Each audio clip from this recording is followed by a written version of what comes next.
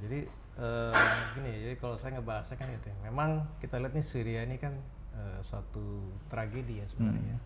Ya, artinya dulu memang pernah terjadi di Balkan. Yeah. Tapi kan dengan Suriah ini kan agak berbeda nih ya, karena secara geografisnya, masyarakatnya, dan juga kita di era yang memang konektivitas tinggi. Yeah. Jadi kita bisa mengamati apa yang terjadi, baik dari sosmed, dari pemberitaan, ya kan gitu. Jadi kita bisa ngeliat, boleh dibilang update-nya ya, baik yang bagus maupun yang ngeri-ngerinya kan, ketika Daesh masih berkuasa di sana. Nah, jadi memang benar bahwa yang namanya great power itu kan nggak usah ngomong great power lah. Negara manapun itu pasti akan berjuang untuk kepentingannya. Tentu makin besar suatu negara, makin banyak leverage, modal, dan istilahnya artinya kemampuan yang bisa diproyeksikan kan untuk mewujudkan kepentingan itu. Nah, jadi Syria ini ya tentu dengan posisi dia yang sangat strategis, minyaknya banyak, dan terutama juga di sini kan juga ada rivalitas kan antara Amerika, Rusia. Dan malah sekarang bukan cuma great power doang kan, sekarang ada Iran juga terlibat, Turki, Israel. Nah, di sini kan jadi complicated sebenarnya. Tapi kan ada satu faktor yang kita juga harus perhitungkan, yaitu dari masyarakat Suriah itu sendiri. Jadi great power ini boleh aja punya keinginan kan ya, aspirasi gitu, dan melakukan ikhtiar untuk gimana mempengaruhi apa. Tapi nanti apakah itu berhasil atau enggak kan balik lagi ke orang masyarakat Suriahnya. Jadi kan kita dengar sendiri kan bahwa Amerika mau gimana pun kalau memang ya ada kepentingan yang nggak match, ya nggak match. Nah, selama kepentingan itu match, bisa match. Nah, ini kan karena memang ini dalam hubungan patron klien ini kan nggak pernah satu arah, selalu dua arah ya. Memang yang patron itu tentu akan punya leverage posisi yang lebih besar. Nah, tapi kadang-kadang bisa kebalikan juga. Jadi kalau kita lihat kayak misalnya Amerika dengan Israel, di awal-awal kan itu jelas patronnya siapa, kliennya siapa kan. Tapi kalau sekarang setahun terakhir kan kita bertanya-tanya, kebalik kan nih, jangan-jangan yang patronnya yang ini, kenapa yang patron jadi kayak kliennya kan, diatur sama proksinya kan kalau secara itu. Nah, jadi saya lihat ini juga ke depannya nih ya, Syria ini sebenarnya juga jadi contoh juga buat kita ya. Jadi kalau kita merefleksikan Syria ini ke Indonesia nih, artinya kan kita sebenarnya patut bersyukur juga bahwa negara kita ini bisa merdeka, bisa berjalan sampai udah hampir 80 tahun ya, udah 79 tahun nih. Kita udah mengalami kan perpecahan, ada pemberontakan, ada apa, dan kita masih bisa bertahan. Bertahan ini dan artinya dengan suatu identitas republik yang masih terjaga dengan baik ya. Nah, dengan Suriah ini kan artinya juga kita lihat seperti Al-Julani kan, itu juga kan artinya ini ada juga suatu bukti atau suatu contoh ya, misalnya leadership gitu. Terlepas dari background dia atau apa, tapi kan dia berada dalam posisi punya kesempatan mempersatukan orang, kan ada pilihan-pilihan gitu. Dan sebagai pemimpin kan dia memilih untuk inklusif. Dia memoderasi istilahnya arah haluannya dengan konsekuensi dia bisa meraup lebih banyak dukungan dan bisa menyatukan kekuatan gitu. Jadi boleh dibilang ya agak bineka tunggal ika juga kan sebenarnya gitu ya.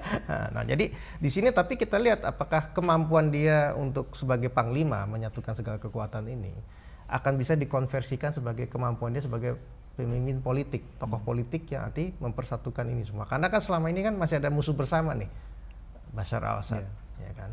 Tapi setelah ini kan what's next? Karena kan kita tentu mendoakan supaya transisi di Syria ini bisa berlangsung damai, artinya aman, artinya nyawa rakyat Syria bisa aman juga, dan bisa artinya mereka punya kesempatan untuk membangun kembali negara mereka ya. Cuma kan tetap kemungkinan politik ini namanya kan, yang namanya great power ini kan ada aja triknya ya. Dan apa juga kan dengan segala macam kepentingan ini kan mudah ketika punya musuh bersama. Tapi setelah ini settle, akan mulai perdebatan yang kita akan lihat kan. Bagaimana dengan kelompok Kurdi?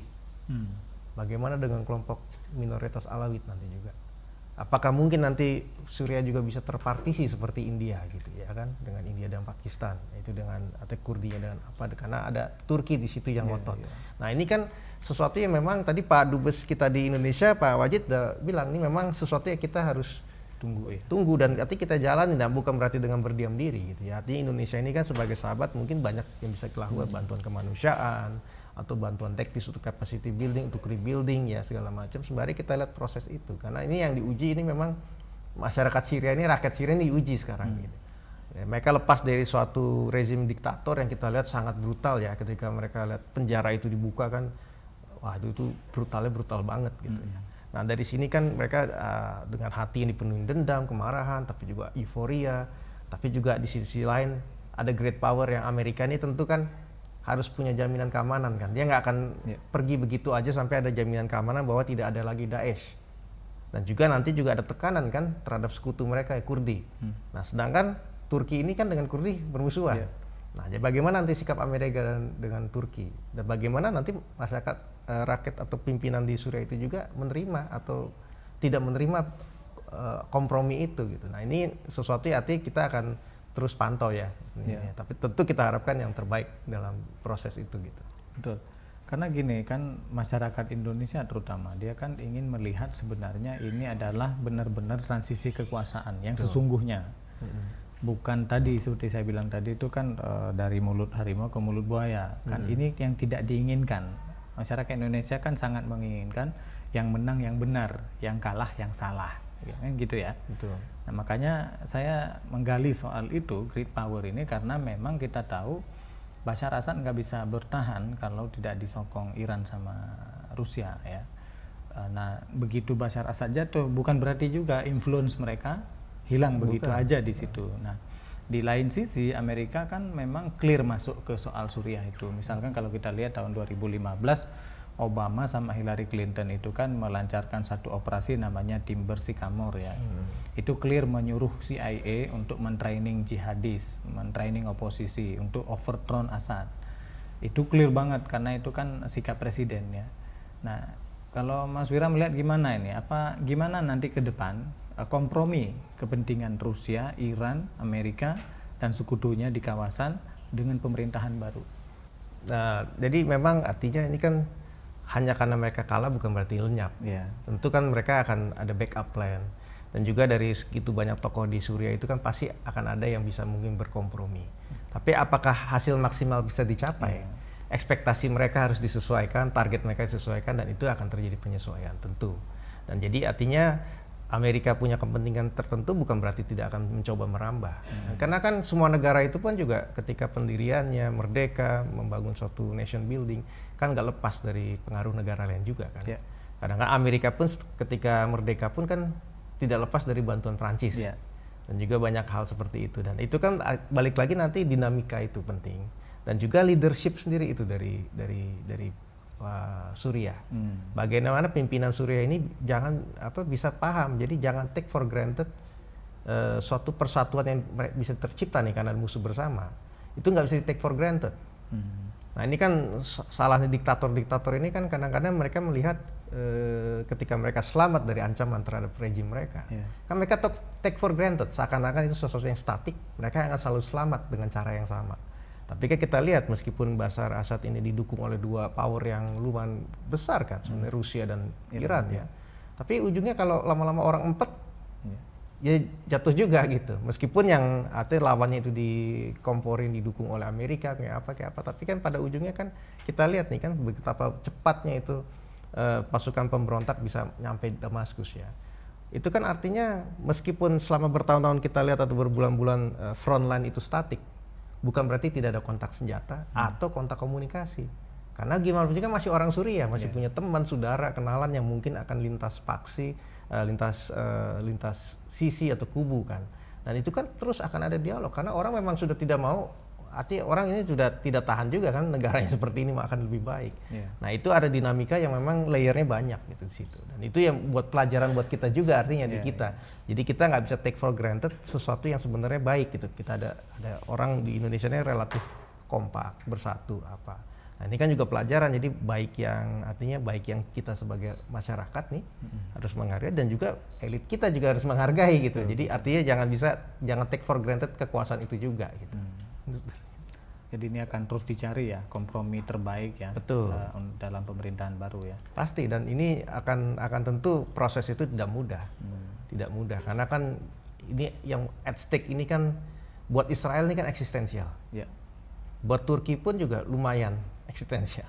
Iran apalagi. Nah, dan Amerika dan Rusia kan dari dulu selalu eksistensial dalam arti muka mereka nih kan. Dan ini akan pengaruh juga kan. Penyelesaian ini bagaimana kan tentu juga ada pengaruh juga mungkin di Ukraine.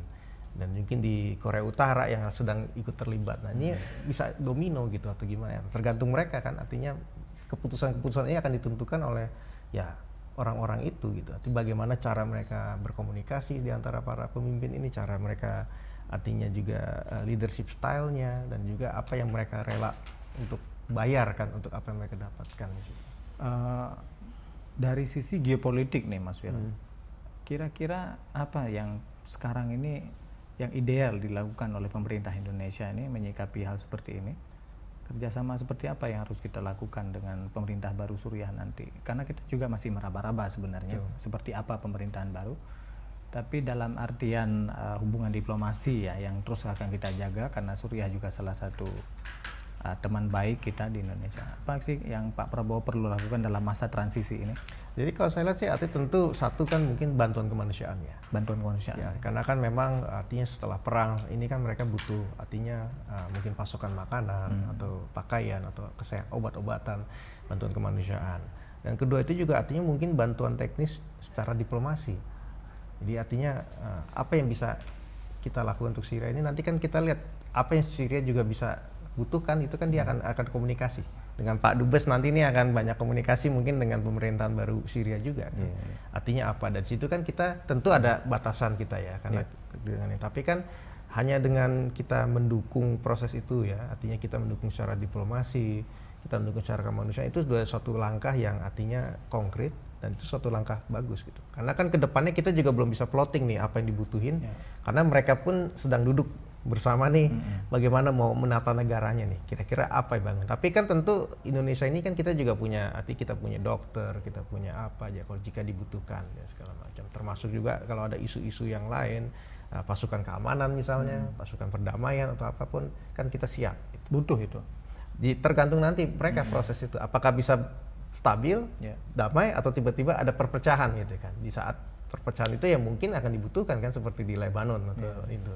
Seperti itu. Nah ini makanya kita cermati gitu. Tapi yang memang paling immediate bisa dilakukan ya itu dia bantuan kemanusiaan.